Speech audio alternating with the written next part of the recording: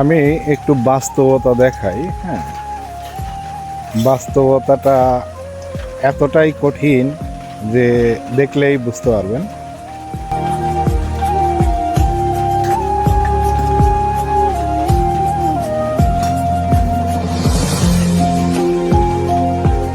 মানে অভাব কি জিনিস, এইটা যদি একটু উপলব্ধি করতে পারেন কেউ।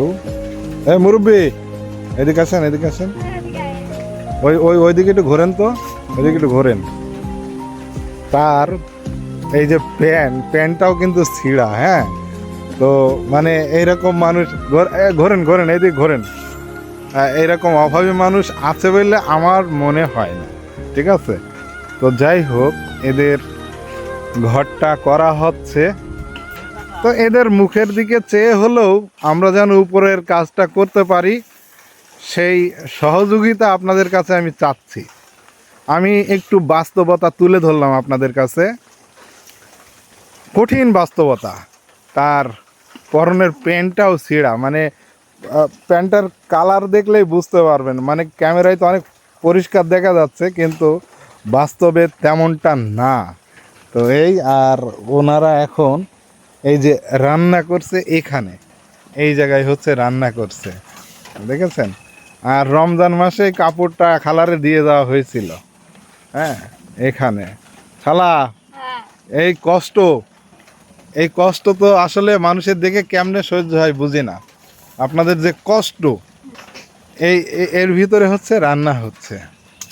তো আমরা চেষ্টা করছি, আপ্রাণ চেষ্টা করছি তাদের এই ঘরটা যেন আমরা করে দিতে পারি। মূলত ওই যে ওখানে দোচালা করে দেখা যাচ্ছে রয়েছে ওরা। এখন এই যে গাঁততে গাঁততে, ভিতটা গাঁততে গাঁততে বৃষ্টি চলে আসলে এখন এইগুলো সব ঢেকে দিয়েছে। হ্যাঁ, ঢেকে দেওয়া হয়েছে। তো এর ভিতরে কিন্তু এই কাজ চলতেছে। তো এখন আপনাদের সহযোগিতা কামনা করছি। আমরা হয়তো ভিতটা করতে পারবানি, কিন্তু উপরের টাকা কিন্তু আমাদের নেই। উপরে যে কাঠ, টিন, মিস্ত্রি খরচ, এগুলো যে করতে হবে, এই টাকা কিন্তু আমাদের নেই।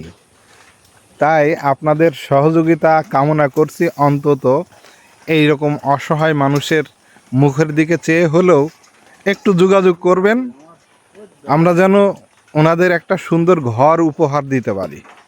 এই হচ্ছে আমাদের চাওয়া, আর কোনো কিছু চাওয়া নেই। তারা এই বুড়ো বুড়ি মানে দুই মুরব্বি মিলে যেন বাকি জীবনটা একটু স্বাচ্ছন্দ্যে, অন্তত শোয়ার কষ্ট যাতে না হয়, সেই ব্যবস্থাটা যেন আমরা করতে পারি, যে রাত্রে অন্তত একটু শুয়ে শান্তি পাই। আর তাদের কিন্তু বিদ্যুৎ নাই। হ্যাঁ, তারা কিন্তু ওই সারা জীবন ল্যাম্প জ্বালিয়েই ভাত খায়, সব কিছুই করে ল্যাম্প জ্বালিয়েই, বিদ্যুৎ কিন্তু নাই। তো বিদ্যুৎ এখন, দেশটা ডিজিটাল, বিদ্যুৎ প্রতি ঘরে ঘরেই আছে, কিন্তু তাদের ঘরে বিদ্যুৎ নাই।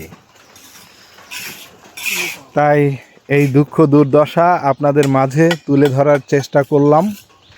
বাকিটা আপনাদের উপরে ছেড়ে দিলাম।